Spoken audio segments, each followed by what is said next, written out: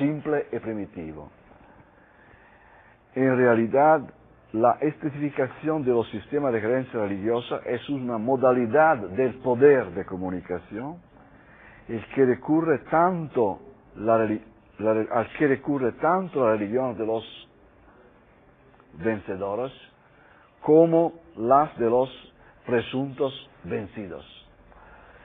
El poder de comunicación es un modo para trazar los límites simbólicos entre los diferentes estratos que se acumulan en un ambiente religiosamente marcado por una pluralidad de estratos de creencia religiosa. Ninguna religión ha una tabula rasa. Nace, se evolve en un ambiente con una cantidad de un sistema concurrente y competidora. Es como si estuviéramos ante un río, ¿no?, que arrastra desde lugares lejanos los materiales más diversos y navegando por él se choca con aparentes derelictos que sin embargo se parecen a las balsas con las que surcamos las aguas. En cuanto al poder de comunicación, su ejercicio en las religiones tiene como dimensión estructural el conflicto, que se desarrolla según el esquema binario verdadero o falso, que permite, el código, ¿no?, que permite definir de modo simplificado las creencias verdaderas y por lo tanto aceptable respecto a las no verdaderas o solamente tolerable en cuanto próximas a la verdad.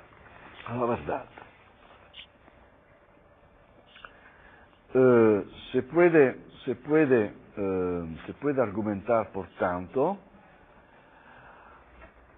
alrededor de la idea de la religión como comunicación, reflexionando sobre la centralidad del poder de la palabra en las grandes religiones mundiales.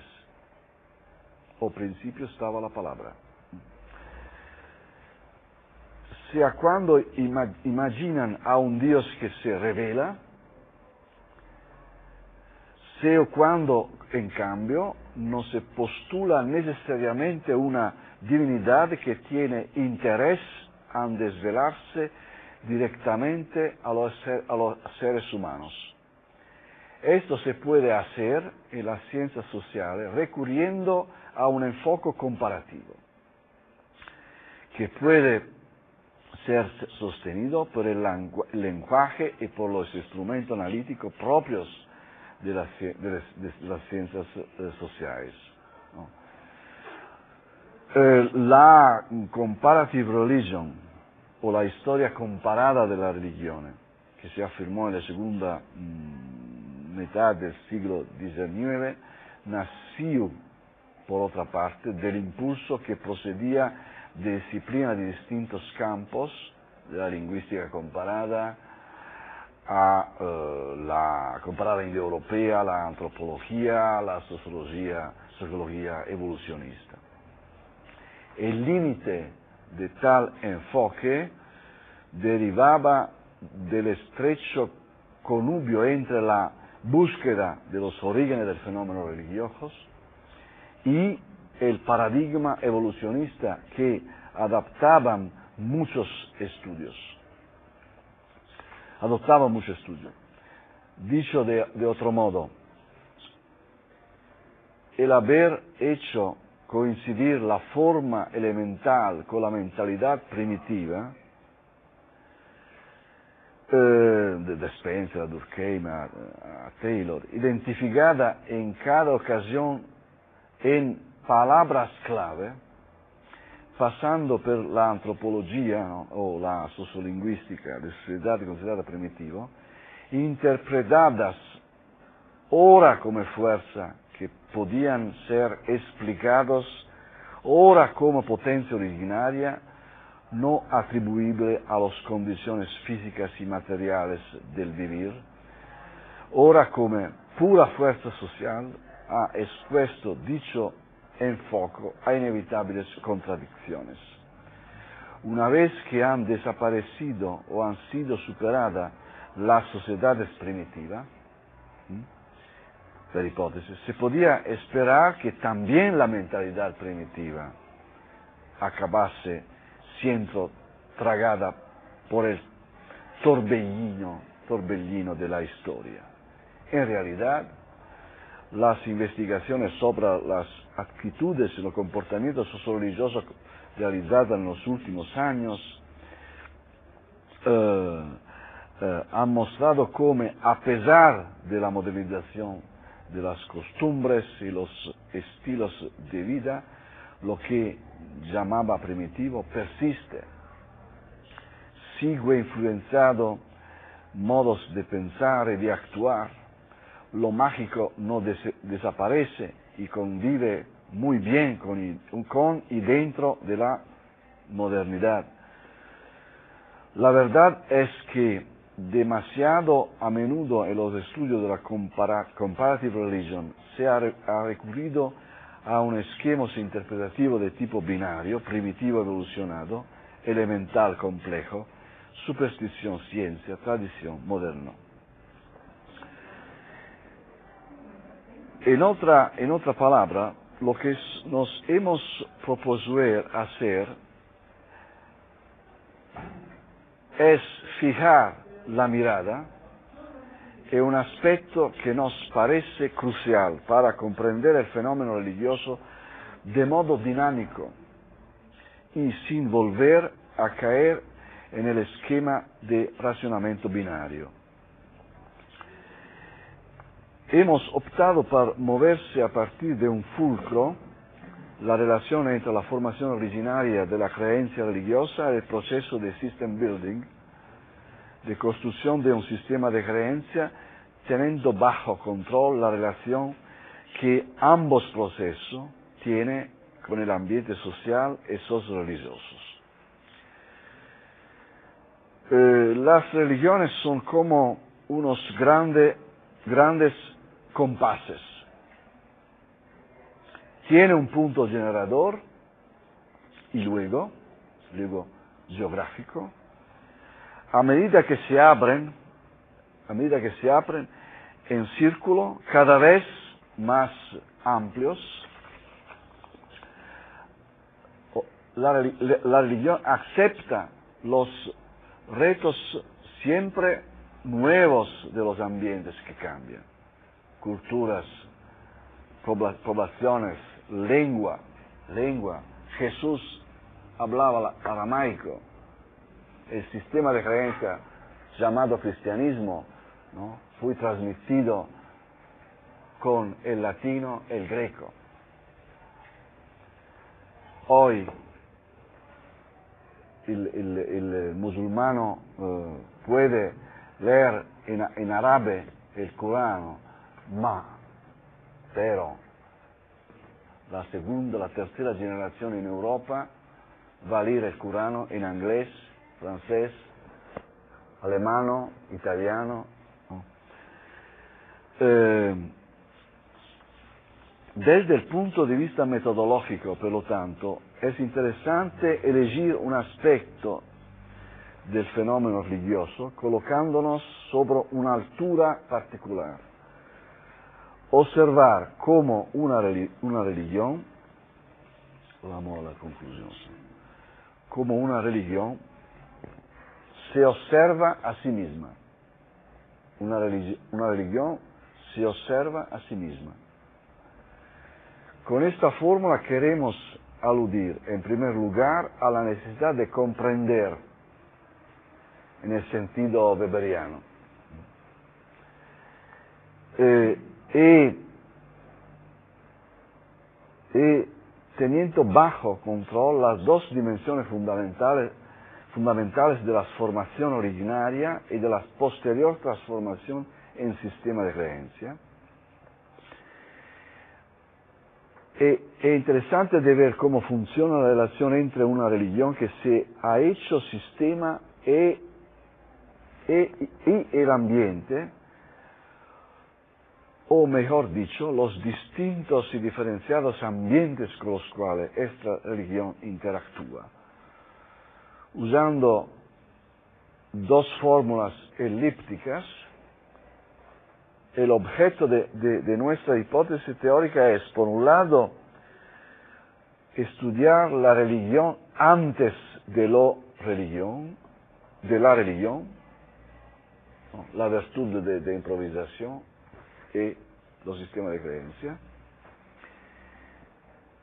Y por otro, cómo una religión se observa a sí misma, ¿no? La dimensión de la autorreferencia de un sistema de creencia religiosa, la autopoiesis de un sistema de creencia religiosa, la autoproducción de un sistema de creencia religiosa. Como una religión se observa a sí misma cuando se ha convertido en sistema.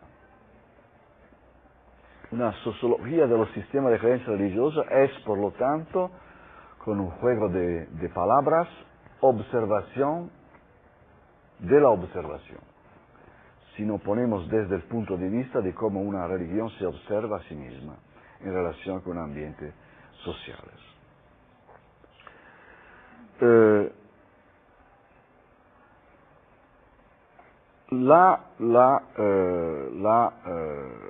Observar cómo una religión se observa a sí misma significa, por lo tanto, eludir la tentación de imaginarla como un universo de creencias totalmente carente de relaciones con el universo de creencias de otra religión, ya que toda religión ha empezado a tener vida propia y vive con un ambiente poblado de creencia, dioses, otras religiones. Resumiendo, la consideración de la constelación de los conceptos en los que se apoya nuestra hipótesis teórica es la siguiente.